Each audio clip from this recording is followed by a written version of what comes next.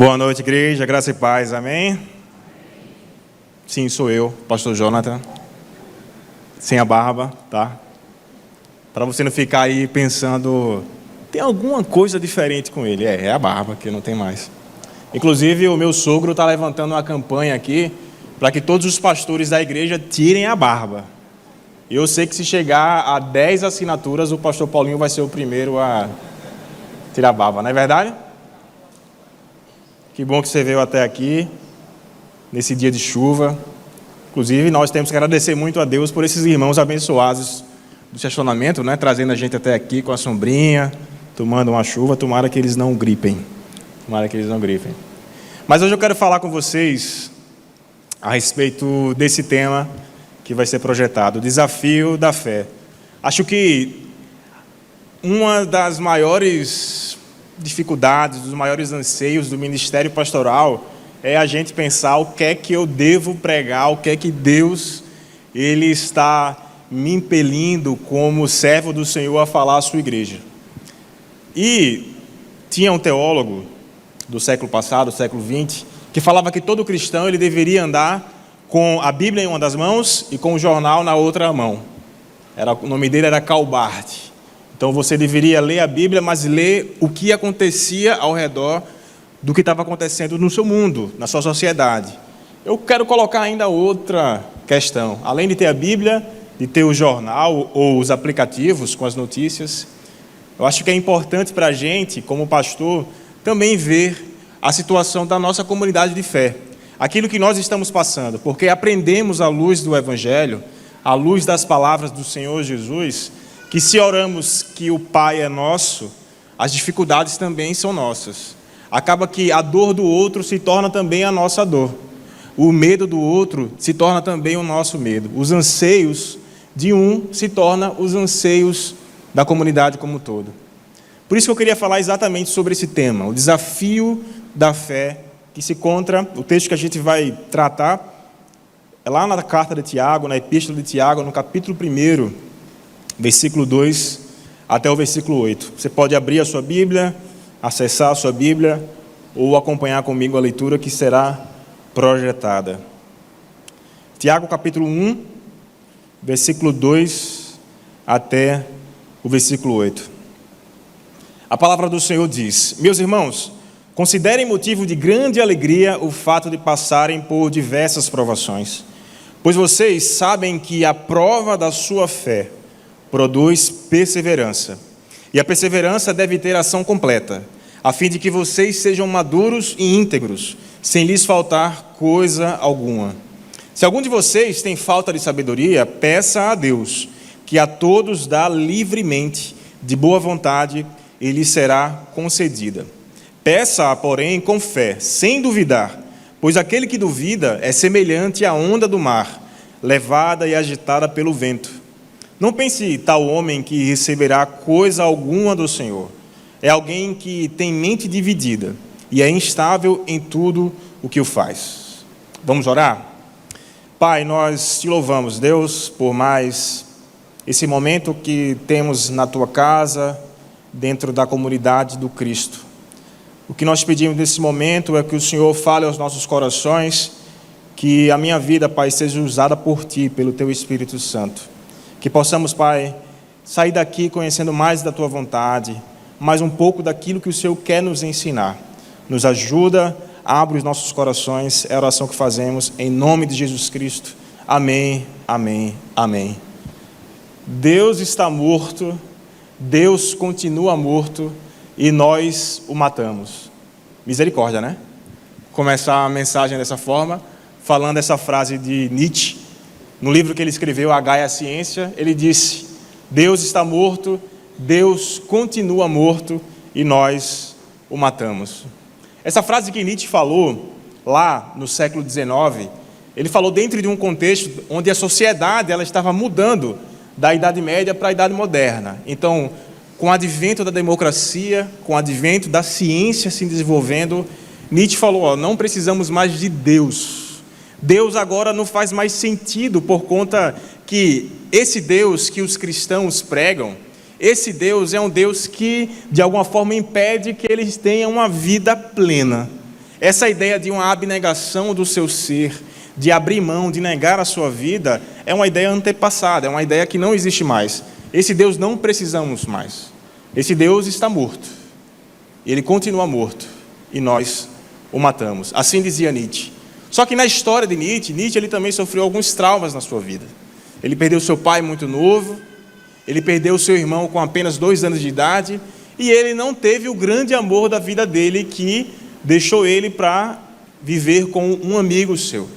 E a gente sabe que as nossas ideias, elas não nascem simplesmente da nossa cabeça do dia para a noite. O nosso contexto, ele envolve exatamente aquilo que pensamos sobre a vida. Então, talvez o que Nietzsche quis falar aqui, que Deus estava morto para ele, para aquela sociedade, tinha muito a ver sobre os infortúnios que ele próprio viveu ao longo da sua vida. E aí você pode pensar assim, o que é que isso tem a ver com o que você quer falar, pastor? Eu não entendi ainda. É desafio da fé e você vem dizer que Deus está morto, que Nietzsche falou isso. Talvez a gente não fale dessa forma, que Deus está morto, que Deus continua morto, mas algo pode brotar no nosso coração que a gente tem alguma ideia de um abandono de Deus. Na verdade, isso não é novo. Isso desde lá do Antigo Testamento a gente encontra nos escritos, nos Salmos, essa expressão também. O salmista vai dizer lá no Salmo 53, no verso 1, que os tolos dizem em seu coração, não há Deus. Então, o que Nietzsche falou não é novo. Já o salmista já dizia isso, que os tolos diziam isso naquela época. Mas será que na nossa vida algo pode acontecer, situações podem acontecer conosco, que a gente chega a uma conclusão parecida com essa? Hoje vivemos em um mundo que nós vemos as guerras acontecendo, a mais recente aí, a guerra do Irã com Israel. A gente vê a guerra em Gaza, da Rússia contra a Ucrânia. São coisas bem distantes da gente, mas por conta do nosso mundo globalizado, nós acabamos tomando ciência disso. Isso, de alguma forma, se você tem um pouco de compaixão em seu coração, acaba tocando. Você vê os horrores produzidos pelo mundo. E isso toca a nossa vida. Mas fora isso que está acontecendo lá fora, também nós temos o que acontece aqui, na nossa sociedade, no Brasil, dentro da nossa comunidade. Nós oramos todos os domingos, domingo após domingo, quarta-feira, por pessoas que estão há muito tempo em tratamento de doenças mais sérias, câncer. Nós temos pessoas, crianças, bebês recém-nascidos sendo internados na UTI com apenas 20 dias. Dor do outro que acaba sendo também a nossa dor. Ou as nossas próprias dores, os nossos próprios anseios, os nossos próprios medos, aquilo que nos acomete todos os dias. E podemos pensar, mesmo que não falemos, podemos pensar alguma coisa, tipo, será que Deus me abandonou? Será que isso só acontece comigo? Mais uma vez está acontecendo comigo? Será que Deus me esqueceu? Por que isso acontece com a minha vida? E aí você pode pensar o porquê que isso acontece com você. Mais uma vez eu digo, isso não é novo. O salmista mesmo, Davi, aquele que a Bíblia vai dizer que era o homem segundo o coração de Deus, em muitos dos seus salmos, ele diz, Senhor, por que o Senhor está virando o seu rosto de mim? O Senhor está esquecendo de mim? É isso que ele queria dizer. A sensação do abandono é muito vista no Salmo 22, que Jesus ele fala na cruz. Eli, Eli, lama sabactane. Deus meu, por que me desamparaste? Essa sensação do crente, daquele que tem a sua fé em Deus, de que em algum momento Deus pode estar esquecendo ele, faz parte da nossa vivência, da nossa caminhada de fé. Mas eu queria falar acerca do texto que nós lemos na Epístola de Tiago. O que é que Tiago ele pode nos dar como ensinamentos para situações como essa? A carta de Tiago é uma carta que foi muito debatida, teologicamente falando. As pessoas não queriam colocar ela na nossa Bíblia. Poderíamos nem tê-la. Dizem que Lutero chamava ela de uma carta de palha, uma epístola de palha, que era só para ser jogada fora. Mas a carta de Tiago, ela traz para nós ensinamentos valiosos. Tiago, nós acreditamos, segundo a tradição, que é o irmão de Jesus. Jesus teve outros irmãos. Tiago e Judas são 2 deles. E eles escreveram as epístolas que nós temos na nossa Bíblia. Só que Tiago, quando ele escreve a sua carta, assim como outros autores de cartas do Novo Testamento, Tiago ele escreve para uma comunidade que existia. Ele não escreve algo para nada, ou algo que vai ser muito genérico, mas ele fala dentro de um contexto que existia. Quando Tiago ele escreve a sua carta, ele escreve para uma comunidade que passava por diversas provações, sobretudo provações financeiras. Quando a gente lê a carta de Tiago, a gente vai ler que essa questão de rico e de pobre, da opressão que os pobres sofriam pelos ricos, ela é muito presente na sua carta. E aí a gente entende que aquelas pessoas estavam passando por essa provação, a provação de ser oprimido pelos ricos da sua região. Fora isso, também tinha a perseguição que o cristianismo sofria no primeiro século. E além disso, quando Tiago, se você já leu a carta, vai ver que ele nos instrui a dominar a nossa língua. Alguns estudiosos vão dizer que, provavelmente, o que Tiago queria dizer também para aquele povo era que, olha, na situação de provação, cuidado com o que você vai falar. Cuidado para você não blasfemar ou pecar contra o seu irmão, apesar de passar por essa provação. Então, as pessoas, para quem Tiago escreveu, elas estavam sim passando provações e provações severas. Então a gente pode então chegar aí a uma equiparação, por assim dizer, que a sociedade de Tiago é a nossa sociedade. Não necessariamente passando as mesmas provações, mas que eles passavam provações, assim também como nós aqui hoje, dentro da nossa comunidade, dentro do nosso contexto, nós passamos também por provações. E aquilo que Tiago fala para aquele povo, Tiago também fala para nós aqui. Tiago poderia escrever lá no primeiro capítulo, versículo 1, Tiago, servo de Deus, servo de Jesus, à Igreja Batista do Farol, saudações. Ele poderia fazer dessa forma. E a primeira coisa que eu entendo que Tiago ele vai dizer nesse texto que nós lemos é que a fé não nos livra das provações. E aí eu acho que se você já tem um tempo de caminhada cristã, já chegou a essa conclusão também. A fé não nos livra das provações. Bom seria se assim fosse. Imagina só, se só dizer eu creio em Jesus, tudo de ruim não acontecesse mais com a gente, se nos livrasse de todos os infortúnios da vida, a igreja aqui não ia ter espaço para mais ninguém. Ia precisar comprar aqui vários terrenos para poder comportar tanta gente. Porque se só confessar Jesus nos livrasse dos males da vida, seria uma coisa, né, muito fácil. Mas Tiago fala, olha, veja, a fé não nos livra das provações. E ele é muito honesto quando ele fala isso com o povo. Isso fica muito claro no versículo 2 que nós lemos. Quando ele fala, meus irmãos, considerem motivo de grande alegria o fato de passarem por grandes provações. Tiago não está escrevendo, como eu disse no início, para uma situação hipotética. Se Tiago falou, tenham alegria por passarem por provações, é porque aquele povo passava por provações.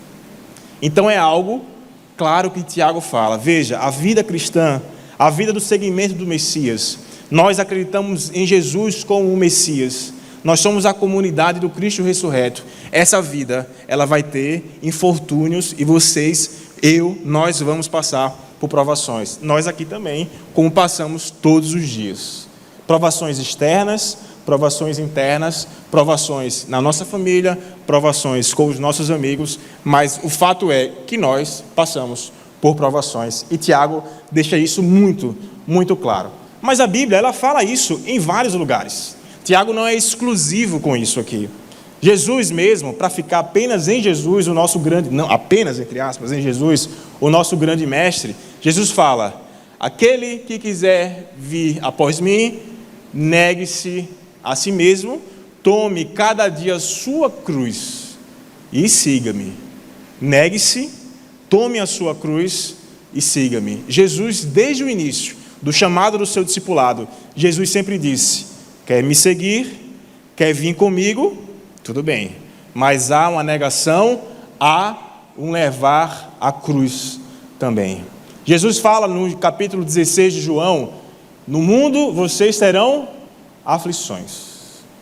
Mas ele complementa, graças a Deus, né? Mas tenha de bom ânimo, porque eu venci o mundo. E no Sermão do Monte, o clássico Sermão do Monte de Jesus, Jesus ele vai falar as bem-aventuranças, ele fala, bem-aventurados os que choram, bem-aventurados os perseguidos e bem-aventurados os pobres. Quando Jesus ele fala isso, eu gosto muito de uma interpretação de um teólogo chamado Dallas Willard, que ele fala o seguinte: Jesus ele está falando bem-aventurado pobre, ou pobre de espírito em Mateus, ou pobre lá em Lucas que fala, bem-aventurados os que choram, bem-aventurados os que são perseguidos. Jesus ele está falando para um povo que chora, para um povo que é pobre e para um povo que é perseguido. Jesus ele está falando para a sua audiência sofre isso. Então o próprio Jesus fala o seguinte: se você sofre perseguição, se você chora, se você é pobre de espírito, se você busca a justiça, porque não tem justiça, bem-aventurado é você, mas a vida do seguimento de Deus, ela não vai livrar você. Deus não vai livrar as provações ao longo do caminho. A fé não vai nos livrar. Deus está conosco no sofrimento, mas Ele nem sempre nos livra do sofrimento. E Tiago, ele é honesto em relação a essas tribulações da nossa vida, que nós temos ela apesar da nossa fé. E ele continua, então, a gente poderia imaginar a segunda coisa que Tiago poderia nos dizer com esse texto. Se a primeira é, olhe, igreja do farol, igreja do Senhor Jesus, a fé não nos livra das provações, mas vocês precisam enxergar a vida de outra forma. Vocês precisam ter esse enxergar a vida de outra forma. E aí no próprio versículo 2 ele vai dizer isso: meus irmãos, considerem. Essa palavra aqui, no original, tem uma ideia de intencionalidade. É a gente, apesar da situação, apesar daquilo que está acontecendo, nós precisamos pensar sobre, levar em conta aquilo que está acontecendo, fazendo uma força. Eu preciso considerar, eu preciso fazer um esforço necessário para, dentro daquela situação de provação, enxergar de outra forma. É como se Tiago falasse para a gente o seguinte: não olhe para o problema, mas olhe através do problema. Não olhe apenas no presente, aquilo que você está sentindo, mas olhe para aquilo que virá após. Não para, mas através. E aí, a partir disso, dessa ideia de Tiago, que ele fala, precisamos considerar, precisamos ser intencionais, eu te pergunto, como é que você interpreta a sua vida? Eu coloquei interpreta entre aspas porque eu não achei uma palavra melhor. Mas como é que você interpreta aquilo que acontece no seu dia a dia? Como é que você vive? Será que é no piloto automático? A gente acorda, levanta, toma café, escova os dentes, vai trabalhar, leva uma fechada no trânsito, como disse o pastor Paulo hoje de manhã, vai ali, abastece o carro, vai para o trabalho, briga com o chefe, chega em casa, briga com as crianças e não sei o quê. Um dia melhor, um dia feliz também. E a gente acaba não refletindo muito o que acontece. A vida nos chama muito isso para o automático, para o aleatório. Parece que estamos vivendo meio que uma espécie de algoritmo da vida. Estamos só rolando a vida e concluindo dia após dia. Será que a gente vive dessa forma? Dessa forma, a gente está interpretando assim? Ou a gente está parando e realmente tomando conta, tomando nota do que está acontecendo conosco, o que está acontecendo com a nossa alma, o que está acontecendo com o nosso coração, e ouvindo aquilo que o nosso coração está dizendo, ouvindo aquilo que o nosso corpo está falando conosco, que precisamos parar, que precisamos ouvir, que precisamos esperar, que precisamos contemplar, que precisamos acreditar. Será que a gente está parando assim, ou onde estamos no piloto automático? A minha oração é que a minha vida eu consiga fazer essa oração todos os dias que o salmista faz lá no Salmo 90. No verso 12, o salmista diz o seguinte: ensina-nos a contar os nossos dias, para que o nosso coração alcance sabedoria. Contar os dias, prestar atenção, o que aquele dia nos disse, o que aconteceu comigo, o que está acontecendo comigo agora, o que está acontecendo com a minha família. Eu estou prestando atenção, eu estou presente, eu estou vendo, eu estou contando, porque só assim o nosso coração ele alcança sabedoria. Por isso que Tiago fala, veja, as provações elas existem apesar da fé, mas vocês precisam nessas provações, enxergar de outra forma. Até porque nós não temos muitas formas de enxergar. Ou a gente fica se lamentando eternamente, ou a gente fica sofrendo eternamente, ou a gente vai ficar eternamente brigando com Deus, brigando com as pessoas ao nosso lado, ou a gente vai enxergar como uma oportunidade de crescimento. Não existem muitas formas de enxergar aquilo que acontece com a minha vida e com a sua vida. Existem poucas. E Tiago está falando, enxergue de outra forma. Olhe para o outro lado. A Liz assistia um desenho chamado Daniel Tigre, que falava assim, se tudo der errado, dê uma virada e veja o lado bom. Se tudo der errado, dê uma virada e veja o lado bom. Veja o lado bom e enxergue de uma forma diferente. Mas Tiago continua, ele vai dizer, olha, a fé não nos livra dos problemas, das provações. Vocês precisam enxergar para além do problema, mas a fé, ela é um paradoxo. Perdão, a provação, ela é um paradoxo. Por que ele fala que a provação é um paradoxo? E você sabe o que significa paradoxo, né? É algo que aparentemente é uma contradição. É algo que foge do senso comum. Por exemplo, é uma dorzinha boa. Eu não sei se vocês já falaram isso, né? Geralmente quando a gente arranca a cutícula aqui do dedo, né? Fica apertando, pelo menos eu faço isso. Não sei se é meio estranho. Arranca, fica apertando, rapaz, está doendo, mas é uma dorzinha legal, né? Ou então a comida que você come, rapaz, tem um gosto estranho, mas é bom, rapaz. Ou um filme ruim que você assiste e fala, de tão ruim é bom. Às vezes tem esses paradoxos assim na nossa vida, e aí o que Tiago fala aqui é um paradoxo também, porque ele fala o seguinte, meus irmãos, considerem motivo de grande alegria passarem por provações. Já pensou? Que alegria, né? Passar por provações. Como é que você vai dizer isso? Será que a gente vai ter que orar e dizer assim, Senhor, obrigado por essa provação que o Senhor me deu, não tem mais nenhuma outra não para mandar? Porque se mandar outra aqui eu vou ficar mais feliz, estou precisando ficar mais feliz. Manda a provação, Deus. A gente vai começar aqui a orar, dia de quarta-feira, pedidos de oração, o irmão fulano está pedindo mais provações da parte de Deus. É meio paradoxal isso. Mas é engraçado porque a gente falou há pouco sobre o Sermão do Monte, e Jesus ele fala assim, bem-aventurados os que choram. É meio também outro, aparentemente, paradoxo, né? Bem-aventurados os que são perseguidos. Bem-aventurados os que sofrem, os que têm fome e sede de justiça. Espera aí, mas por que a Bíblia fala dessa forma? Aqui é um cuidado que precisamos ter, é que a Bíblia não está trazendo para nós uma espécie de uma glamorização da dor. Tem pessoas que é assim, né? Que glamoriza a dor, faz questão de estar sofrendo. Mas não é isso que a Bíblia está falando. Lembra que Tiago fala, olha, vocês precisam enxergar de outra forma o que acontece com você, dentro da situação, já que você não pode se livrar dela do que aconteceu, fatores externos que acontecem com a gente, o infortúnio, a gente não tem como se livrar. Se a gente perder alguém, se alguém da nossa família morrer, se a gente perder um emprego, se a gente tiver uma crise e de repente um casamento acaba, o casamento pode voltar, mas se alguém morrer, se perder o emprego, aquele emprego não volta mais, se você estiver ali naquele momento doente, a não ser que você seja curado milagrosamente, você vai continuar até um tempo para se curar. E Tiago está falando, enxergue de outra forma, mas quando você enxergar de outra forma, você vai perceber, ele vai dizer no versículo 3, pois vocês sabem que a prova da sua fé, e aqui é interessante porque provações é meio que um sinônimo da prova da fé. Quando passamos por provações, a nossa fé ela está sendo provada. Então ele fala, pois vocês sabem que a prova da sua fé produz perseverança. E a perseverança deve ter ação completa, a fim de que vocês sejam maduros e íntegros, sem lhes faltar coisa alguma. Ou seja, toda provação é uma oportunidade de amadurecimento. O que Tiago está falando é, uma vez que vocês estão passando por provação, não é verdade?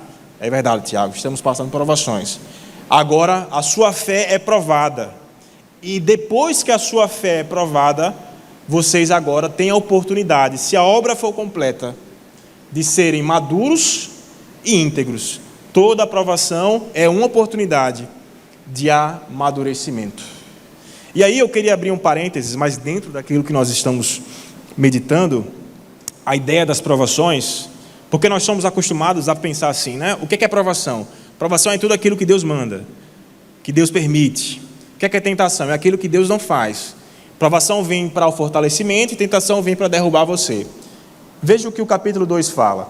No verso 2 do capítulo 1, ele vai dizer o fato de passarem por diversas provações. Aí olha o que é interessante. No versículo 13, ele fala o seguinte, quando alguém for tentado, jamais deverá dizer, estou sendo tentado por Deus, pois Deus não pode ser tentado pelo mal e a ninguém tenta. O que é que tem em comum entre essas palavras? Tentar, tentado, Deus não tenta e provações. É porque todas são a mesma palavra no original. O que Tiago está falando é o seguinte, provações, no contexto mais geral, está englobando tudo. Quando o Tiago fala assim, quando vocês passarem provações, preste atenção. Se for tentação, cuidado com o seu coração, ele vai dizer aqui. Porque a tentação, ela nasce por conta da sua cobiça, por conta dos seus desejos. Mas se for uma provação externa, se for uma provação até com a permissão de Deus, vocês olham, enxergam e veem que isso é uma oportunidade do amadurecimento. E aí, na época da minha faculdade, eu lembro de um professor, até um xará meu, chamado Jonathan Menezes. Ele fala o seguinte, em uma das aulas que eu tive com ele, ele fala que a caminhada cristã, ela é uma caminhada de perder a fé e achar a fé. Aí eu fiquei, como é? Perder a fé e achar a fé? Aí ele foi desenvolvendo, né? Porque se parasse só nisso, eu ia ficar em crise em alguns tempos. Ele falou o seguinte, não, a gente caminha nisso. A gente perde uma fé infantil e ganha uma fé mais madura na caminhada cristã. Por exemplo, se a gente imaginasse aqui que a nossa fé, ela nos traria um escudo e ficaríamos imunes a qualquer provação, na primeira provação que a gente tivesse, essa fé a gente perderia, não perderia? Perderia essa fé. Só que a gente acharia outra fé, que agora é uma fé que, apesar da provação que eu passei, eu vi como Deus atuou na minha vida. Então a caminhada cristã é essa caminhada de amadurecimento. E é isso que a gente precisa, de fato, ter em mente e precisa colocar em prática, porque nós precisamos ser maduros na caminhada cristã. Às vezes a gente vem para a igreja e apenas fica aqui, como Paulo fala muitas vezes, né? Eu falo com vocês não como pessoas maduras, mas como crianças. Eu não posso dar um alimento sólido, mas um alimento, um leite, porque vocês não conseguem entender isso. Porque muitas vezes nós ficamos dentro de um casulo, de uma fé, que é uma fé muito enfraquecida, uma fé pobre, que se tiver um abalo dela, a gente não sabe o que fazer. Mas Jesus está nos chamando para um relacionamento íntimo com Ele, para que nesse relacionamento a gente passe a entender como Deus anda ao nosso lado, e aí a nossa fé, ela cresce, e ela se torna uma fé mais madura. Por isso, que Tiago ele vai dizer que a nossa provação, ela traz para nós, se a nossa fé for madura o suficiente, ela vai trazer mais amadurecimento, ela vai trazer mais integridade. Ele fala em outras traduções, perfeito, que vocês se tornem perfeitos. Eu não sei se na sua Bíblia está dessa forma.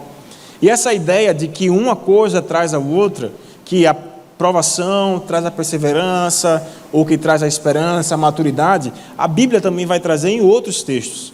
Em Romanos, no capítulo 5, Paulo vai dizer, não só isso, mas também nos gloriamos nas tribulações. Mas, entre aspas, paradoxo. Não só isso, mas também nos gloriamos nas tribulações, porque sabemos que a tribulação produz perseverança, e a perseverança um caráter aprovado, ou em outras palavras, a perseverança traz maturidade de fé, e o caráter aprovado traz a esperança. E sabe por que a gente tem que ter alegria na provação? Porque a gente não está só. Eu e você, nós não estamos sós. Jesus Cristo, quando Ele envia os seus discípulos, Ele envia e fala o seguinte, vocês vão aí para Jerusalém, Judeia, Samaria, até os confins da terra, mas eu estarei com vocês até o fim. E Paulo ele vai falar ainda em Romanos, no capítulo 8, o seguinte, e esse texto é um texto poderoso. Ele fala: sabemos que Deus age em todas as coisas, para o bem daqueles que o amam, dos que foram chamados de acordo com o seu propósito. O que é que Paulo está querendo dizer com esse texto? É que, apesar da situação, se a situação está ruim, é adversa, Deus vai usar a adversidade para cooperar para o bem daquele que o ama. Maravilha, é o glória. Apesar da dificuldade, Deus vai usar essas adversidades para cooperar para o bem daquele que o ama. É por isso que nós conseguimos dizer aqui: nós somos alegres, apesar das provações. Nós somos alegres porque Jesus não nos deixou só. E aí você pode estar falando assim: tá bom, pastor, mas é muito difícil. Eu não consigo. Eu ainda não tenho essa fé. A minha fé ainda não é madura o suficiente. Ou então, pastor, você está falando isso porque você não passa o que eu passo. E é verdade, cada história é uma história diferente. Nós temos vidas diferentes, traumas diferentes. Nós temos ensinamentos diferentes, famílias diferentes. Eu não posso dizer o que você passa, mas eu posso dizer aquilo que a Bíblia diz que Jesus faz por todos. É por isso que Tiago fala: sejam conhecidas diante de Deus as vossas petições. Não é Tiago que fala isso. É Paulo que fala a Filipenses, e eu estou colocando aos Filipenses, e eu coloquei aqui, pegando emprestado dele. Porque Tiago ele vai dizer lá na frente o seguinte: se algum de vocês tem falta de sabedoria, peça a Deus, que a todos dá livremente, de boa vontade, e lhe será concedida. Quando a gente lê o texto, muitas vezes até a Bíblia separa, né? O versículo 4 do versículo 5. Mas aqui há uma continuidade. Tiago está falando o seguinte: vocês precisam ter alegria, mas se vocês têm falta de sabedoria, peça a Deus. Peça a Deus que dá a todos livremente. E é interessante porque a primeira coisa que Tiago fala, pelo menos que salta aos meus olhos, é que Tiago ele diz o seguinte: você precisa se autoconhecer. Porque para alguém pedir a Deus falta de sabedoria porque tem falta, é porque você reconheceu que precisa disso.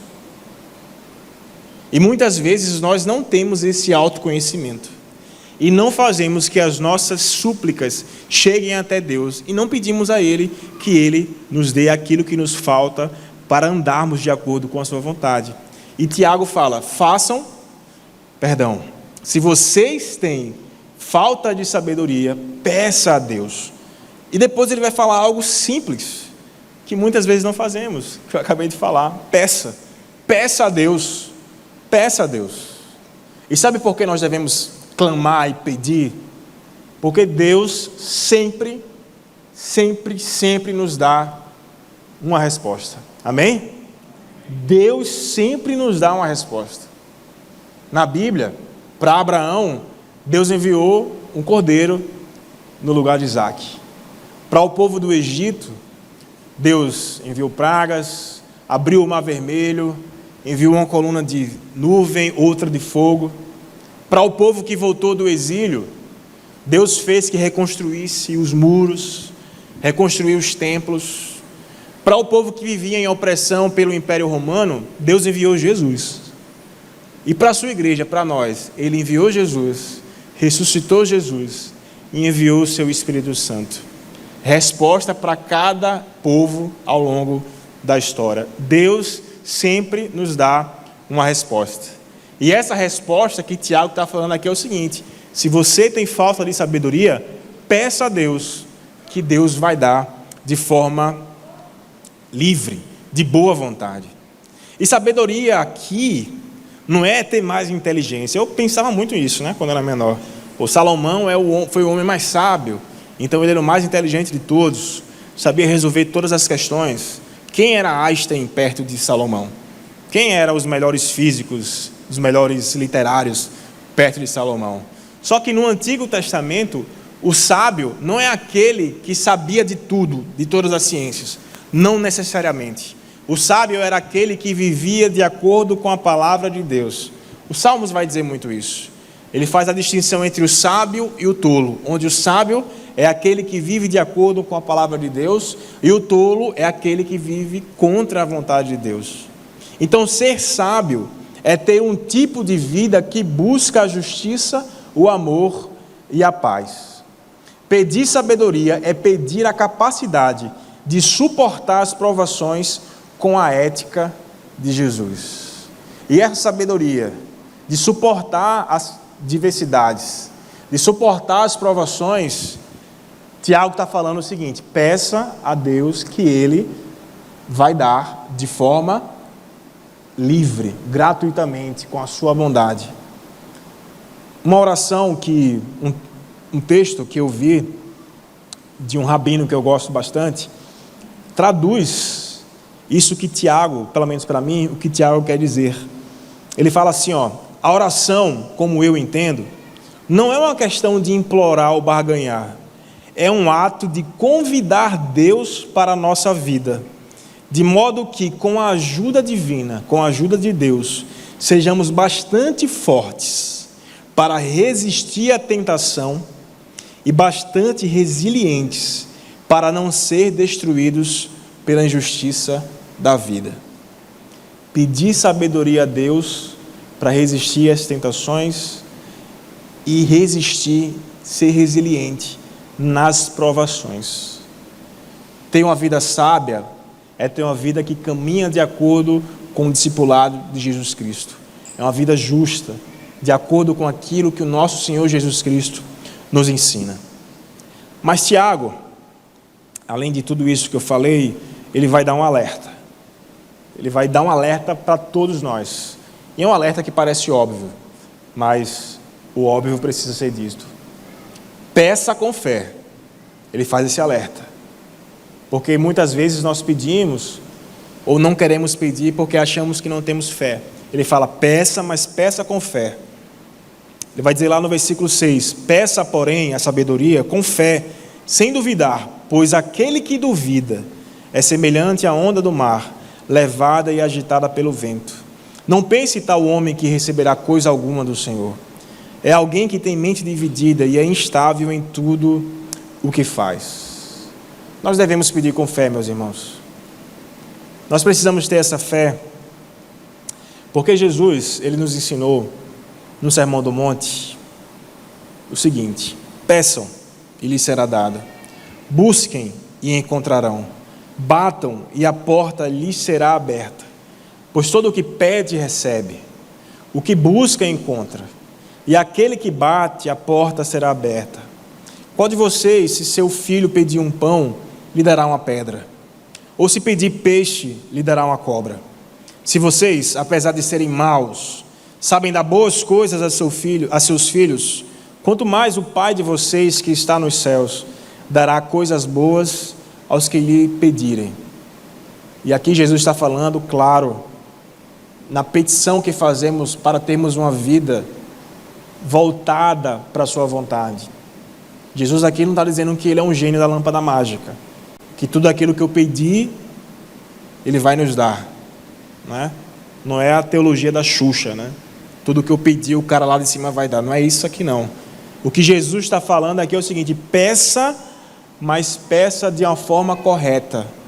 Peça com fé, mas peça aquilo que você precisa para completar a sua vida, para completar aquilo que falta para caminhar de acordo com a vontade de Deus.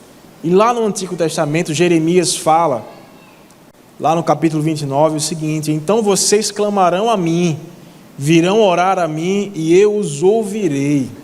Vocês me procurarão e me acharão, quando me procurarem de todo o coração. Deus está pronto a dar, porque Ele dá a todos generosamente. Deus está pronto a dar, porque Ele dá a todos generosamente. E Ele dá, a bondade de Deus não leva em conta os nossos méritos. a graça dele não leva em conta aquilo que merecemos. Paulo vai dizer lá em Romanos que Deus enviou o seu Filho ainda quando éramos pecadores. O amor dele, a graça dele, a sabedoria que ele nos dá, o cuidado que ele tem para nós, não leva em conta os nossos méritos, e graças a Deus por isso, porque o único mérito necessário foi feito por Jesus Cristo, que deu a sua vida por nós. Então peça com fé. E para terminar, eu queria deixar só 2 desafios. O primeiro é: busque maturidade. Busque uma crescente na sua caminhada cristã. Busque conhecer a Deus cada vez mais. Busque ter uma vida de oração, uma vida que consiga contemplar as maravilhas de Deus ao nosso redor. Que consiga perceber o cuidado dele por onde quer que a gente ande. Busque essa maturidade. Quem sabe a gente vai aqui depois ouvir vários testemunhos, como já ouvimos outros testemunhos aqui, de irmãos que passaram por provações, e quem sabe vamos ouvir a semelhança do salmista lá no Salmo 30, que ele vai dizer o seguinte: o Senhor Deus, Ele transformou o meu pranto em dança, Ele trocou a minha veste de lamento em veste de alegria. Que maturidade! Chegar e falar: aquilo que foi pranto, hoje é dança. Aquela veste que era de lamento, Ele trocou por uma veste de alegria. E por último, peça. Não tenha medo, peça a Deus. Peça uma transformação de vida. Peça, assim como aquele pai que leva um menino para Jesus. Quando Jesus desce do monte, ele leva para Jesus. Jesus fala para ele o seguinte: você crê que eu posso curar o seu filho? O homem fala: creio, mas me ajude na minha falta de fé. Se está faltando fé, pede para Deus. Se não sabe como orar, pede para Deus. Os discípulos perguntam a Jesus: Jesus, tem como me ensinar a orar? Ensina a gente a orar. Peça. Não tenha medo. Quebrar essa barreira que nós mesmos construímos. Nós que construímos essa barreira. Porque a Bíblia vai dizer que Jesus, ele quebrou tudo aquilo que separava os homens de Deus. Não existe mais. Nós temos livre acesso a Deus por meio do Espírito Santo. Mas muitas vezes nós colocamos barreiras, e essas barreiras nos impedem de pedir e reconhecer Ele como Pai amoroso. Por isso peça. Abre o coração diante de Deus. Mas eu não sei o que falar. Então chora. Ou fica calado, porque o Espírito, Ele ora por todos nós com gemidos inexprimíveis, e o próprio Deus entende aquilo que nós não conseguimos colocar com palavras, porque as palavras, elas não têm o poder de expressar tudo aquilo que sentimos. As palavras, elas chegam até um ponto, mas o nosso sentimento é muito maior do que são muito maior que as palavras. Nosso sentimento é bem maior do que a palavra. Então, se você não sabe o que falar, tira um tempo e fica com Deus, e se prostra, rasga o coração, se coloca aos pés de Jesus, porque Ele é gracioso, o nosso Deus é bondoso, e Tiago fala: Ele dá a todos, olha a inclusão de todos nós, com bondade, e dá livremente. Amém? Nós cantamos ao longo do culto uma música que ela dizia: confiarei em Ti, Senhor. Cadê a ordem no culto? Que nós não devemos andar ansiosos, preocupados, mas tem muita música que a gente canta, vamos ser realistas e honestos, que a gente canta só, muitas vezes, da boca para fora. Porque a gente canta assim: eu não tenho que andar ansioso, eu confiarei. Mas muitas vezes nós temos dificuldade de cantar isso com verdade.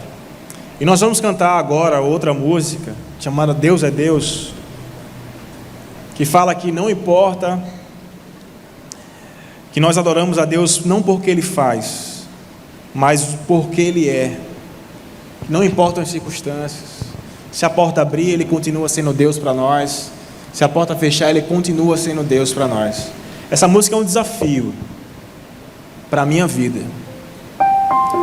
E a oração que eu faço agora é que, ao cantarmos essa música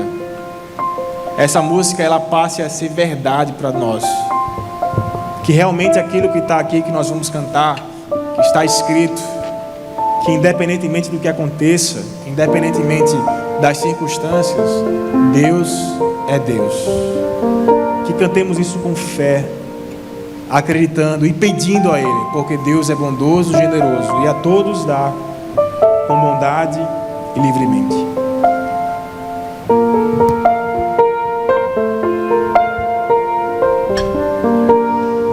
Vamos juntos? Minha fé não está firmada nas coisas que podes fazer. Eu aprendi a te adorar pelo que és. Dele veio sim o amém, somente dele, mais ninguém. A Deus seja o louvor.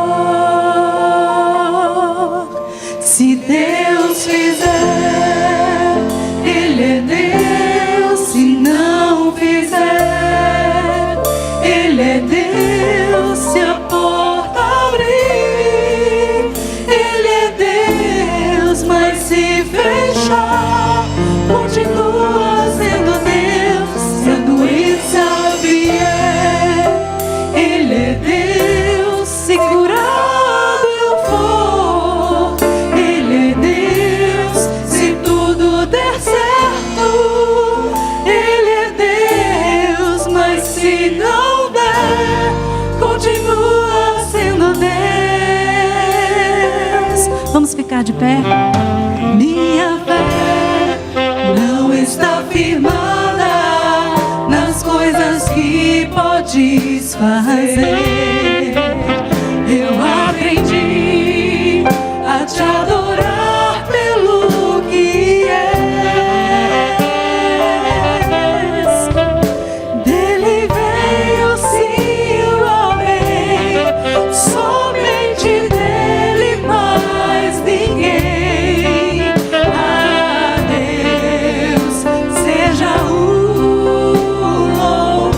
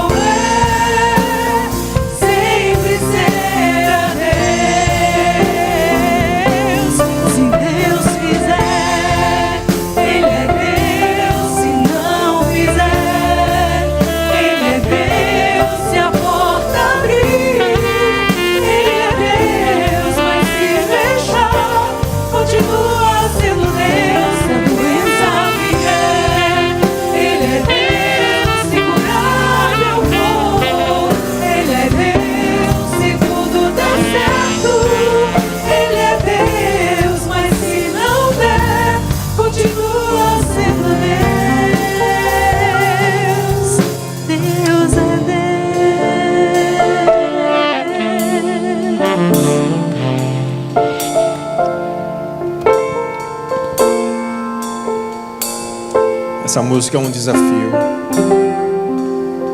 Cantar e dizer que não importa o que aconteça, Deus é Deus em minha vida.